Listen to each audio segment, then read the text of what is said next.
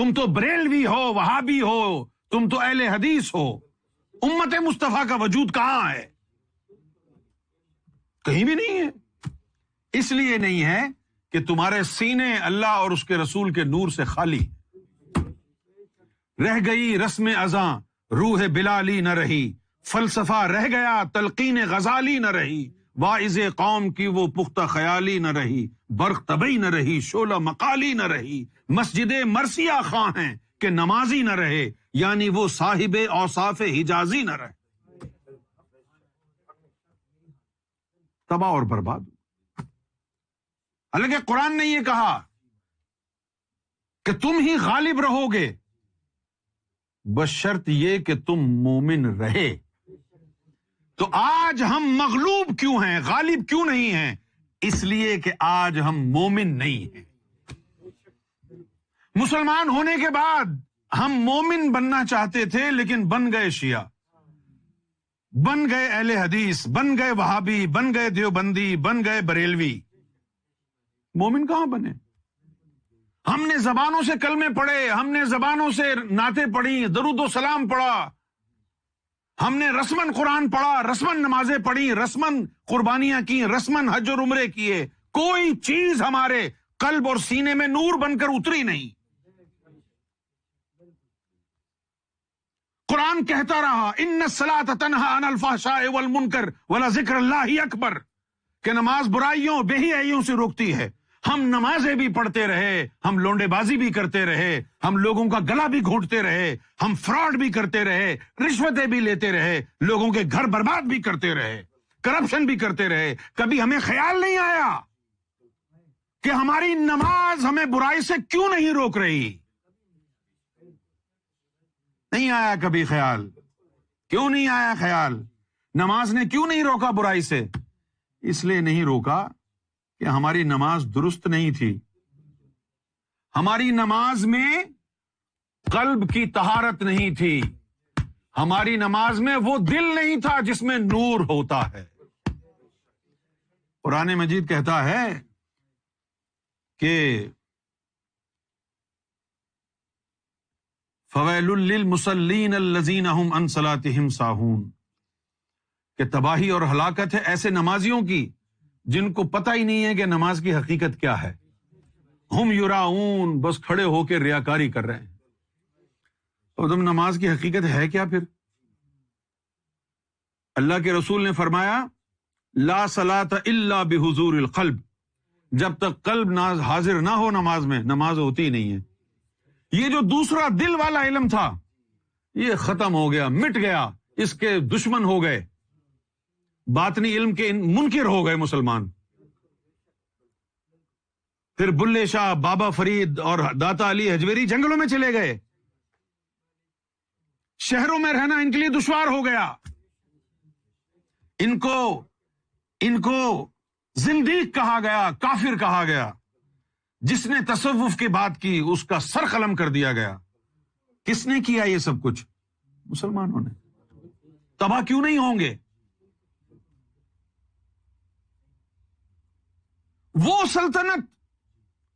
وہ سلطنت اسلام کی جس کی بنیاد محمد صلی اللہ علیہ وآلہ وسلم نے رکھی تھی، وہ سلطنت تک مٹ گئی، کیونکہ آگے بڑھانے والے منافق ہو گئے، سینوں سے نور نکل گیا.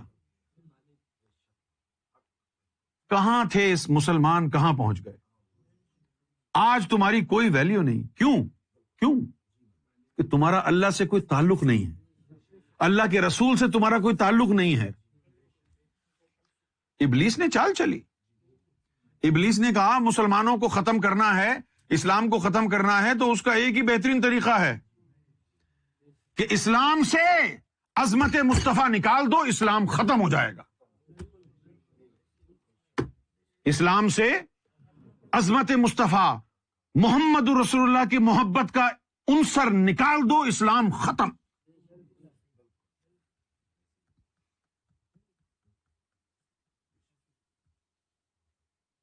ابلیس نے اپنے چیلوں کو کہا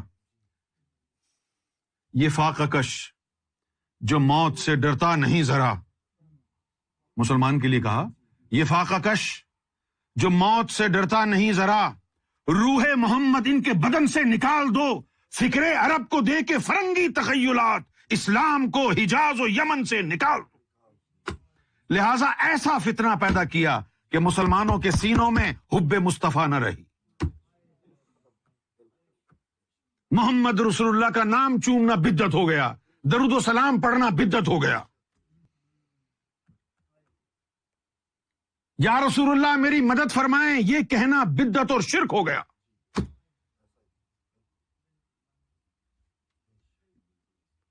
ہم رسول اللہ سے مدد مانگے تو شرک ہو گیا۔ قرآن کیا کہہ رہا ہے ہم کو کہ اے مومنو رسول اللہ کی مدد کرو۔ واللہ کیا بات ہے، واہ واہ۔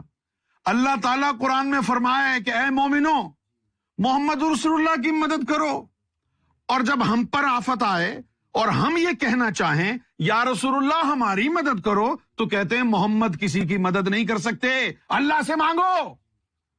تو سوال یہ ہے کہ قرآن میں اللہ نے کیوں کہا اے مومنو محمد کی مدد کرو؟ کیا تو نہیں کر سکتا ان کی مدد؟ فلسفہ ہی غلط ہے، فلسفہ ہی غلط تھا۔ جب تم نے محمد رسول اللہ کی عظمت اور محبت نکال دی تو پھر آگ کا ڈھیر رہ گئے تم۔ اب تمہاری عزت کیا ہے؟ تم ہو کون؟ تمہاری اوقات کیا ہے؟ تمہاری اہمیت تو نسبت مصطفیٰ سے ہوئی تھی، تمہاری عظمت تو نسبت مصطفیٰ سے تھی۔ جب تمہارے سینوں سے حب مصطفیٰ نکل گئی، اب تمہاری کیا اوقات ہے؟ ہو کون تم؟ اب تمہاری اوقات تبھی بدلے گی جب پھر سے تمہارے سینوں میں اللہ اور اس کے حبیب کی محبت آ جائے گی، اس کا نور دلوں میں آ جائے گا۔ جب اس کا نور دل میں آ جائے گا پھر دنیا تمہارے آگے جھک جائے گی، کیونکہ دنیا نور کے آگے جھکتی ہے، تیرے آگے نہیں جھکتی ہے۔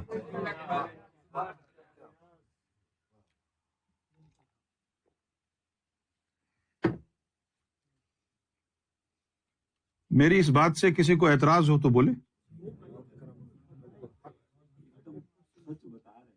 سچ بول رہا ہوں۔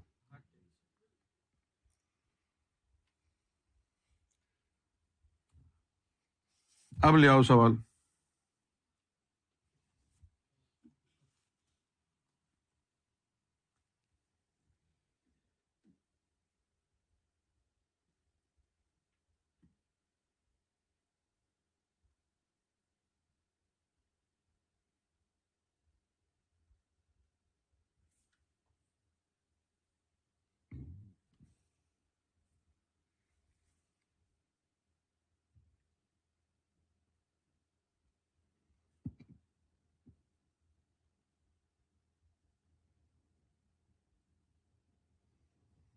ایک مولوی بول رہا تھا رات میں عطر لگانے سے صحیح میں جنات عاشق ہو جاتے ہیں۔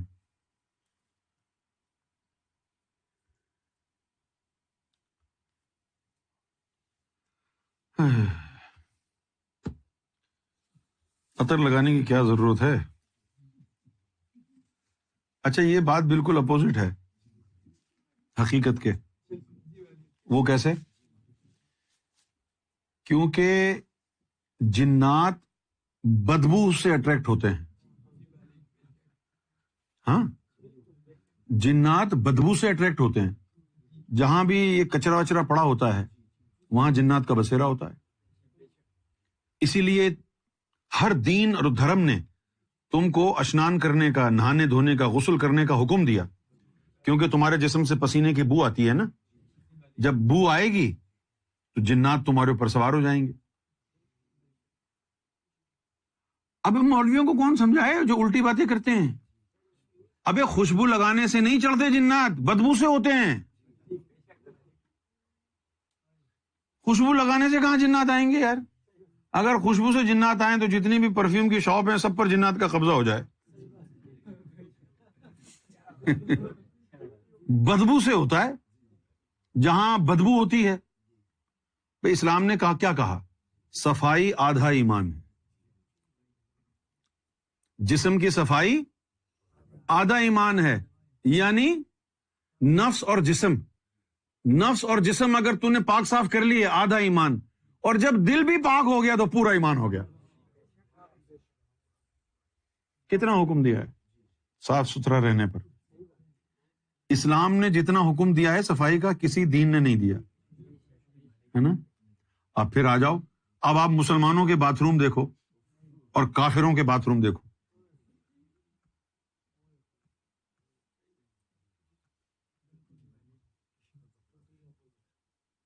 ہیں؟ مسلمانوں کے باتھ روم دیکھیں آپ. اچھا میں یہ سمجھتا تھا کہ دبئی نے اتنی ترقی کر لی ہے، ابو دھابی نے اتنی ترقی کر لی، یہاں کی مسجدیں بھی بڑی شاندار، تو یہاں کے باتھ روم تو زبردست. میں ابو دھابی جا رہا تھا تو مجھے جو ہے وہ یعنی حاجت محسوس ہوئی، تو میں نے مسجد میں گاڑی لگا کے اندر گیا. ارے وہی بدبو جو پاکستان کی مسجدوں میں تھی. اچھا اور سین بھی وہی. برا مت ماننا خدا کے واسطے، دیکھو یار برا نہیں ماننا میرا بھائی. وہاں پر وہ پٹھان کھڑے ہوئے شلوار کھول کے، پھر ہاتھ میں پتھر وہ استنجا کر رہے کھڑے ہوئے. وہ انہوں نے جو ہے ناڑا جو ہے اپنے منہ سے پکڑا ہوا یوں کر کے اور یوں کرتے کرتے جا رہے، وہی جیسے پاکستان میں کرتے.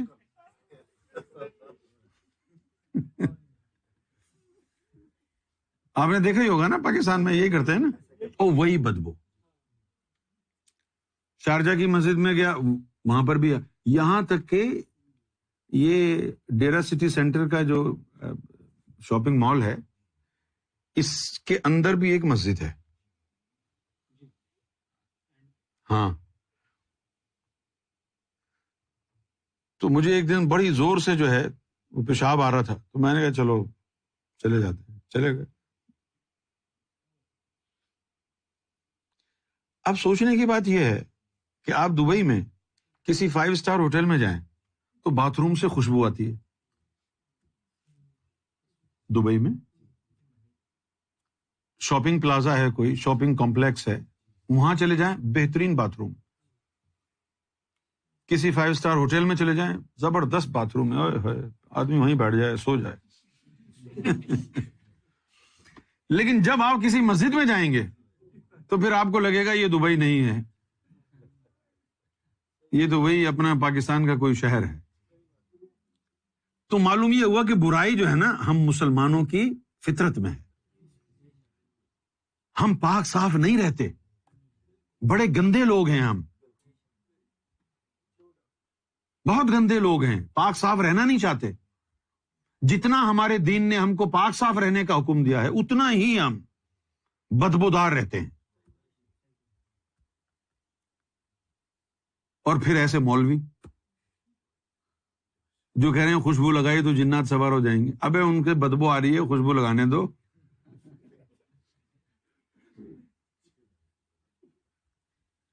اب آپ برا نہیں ماننا، میں ایک چھوٹی سی بات کہوں گا، وہ بالکل برا نہیں ماننا خدا کے واسطے.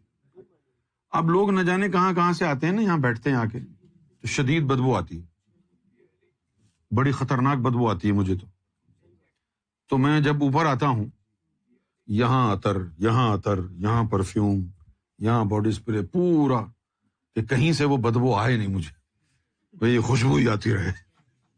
لگا ہمارے مسلمانوں کا مسئلہ ہے یہ، صاف ستھرا. حالانکہ اگر دین پہ جائیں تو سکھوں کو بھی کہا ہے کہ صبح صبح سب سے پہلے اٹھ کر کے اشنان کرو. ہندوؤں کو بھی کہا ہے، جو بھی یعنی کٹر وادی ہندو ہوگا وہ صبح صبح اٹھ کے جو ہے نہائے گا. پہلے سکھ سب سے پہلے نہائے گا، اور جو مسلمان ہے اس کو اسلامک ٹرم ایسی ایجاد ہوئی ہیں کہ غسل واجب ہو تو کرو.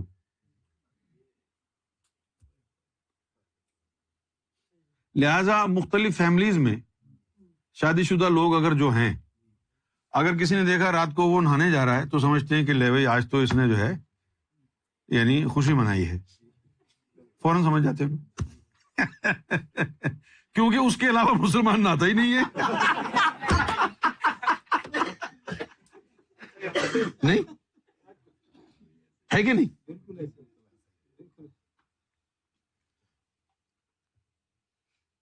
اب وہ مظہر بھائی، جب میں امریکہ گیا بہت پہلے،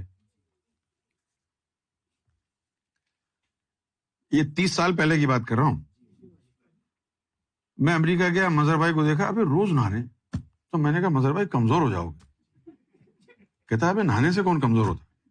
میں نے کہا نہانے سے پہلے جو کچھ کرتے اس سے کمزور ہو جاؤ گے، تو کہنے لگے نہانے سے پہلے تو میں سوتا ہوں ان کی سمجھ میں نہیں آیا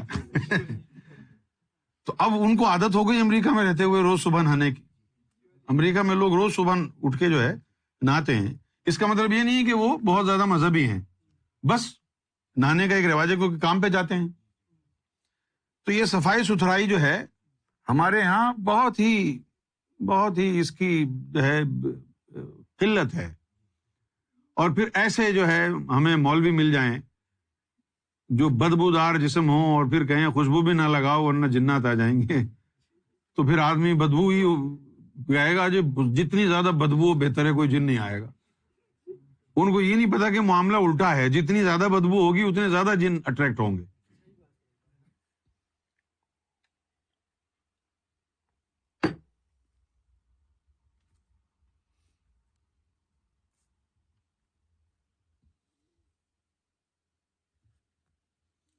کبھی کبھی آپ کو لگتا ہوگا بڑی بےہودہ باتیں کرتا ہے یہ شخص،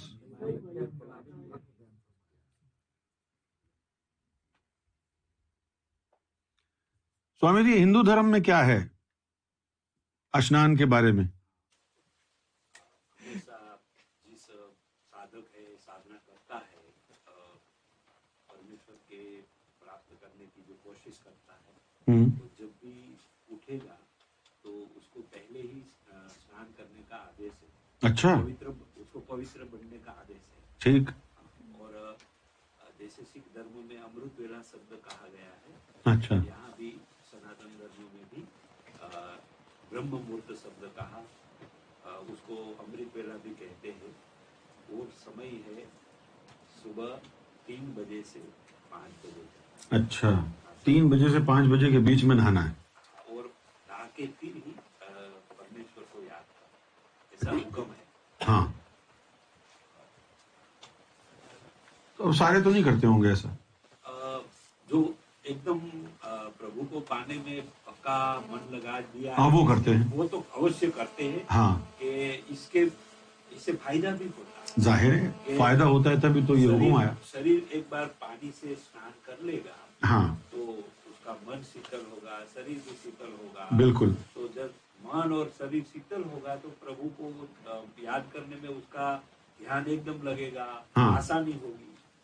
اور سمے بھی ایسا بتایا ہے نا، 3 کے 5 میں 5 کے بیچ میں پورے بھارت میں چاہے گرمی کی بھی سیزن ہوگی، سمر بھی ہوگا، ہاں تو بھی کولنگ واتاورن ہوگا۔ تو اس لیے یہ سمے بتایا کہ آپ کو 3 سے 5 بجے میرے کو یاد کرو گے تو میں واتاورن پرکرتی کو بھی تیرے کو سہیوگی بنا کے رکھتا ہوں۔ تو یہ سمے بھی بتایا اور اسنان کرنے کا بھی بتایا۔ تو مسلمان ٹھیک ہیں اس حساب سے، تو مسلمانوں کو 6 بجے اٹھنے کا حکم ہے فجر کے لیے، تو ہندو ہو گئے تو 3 بجے اٹھنا پڑے گا، اس میں کوئی پالیسی تبدیل کرو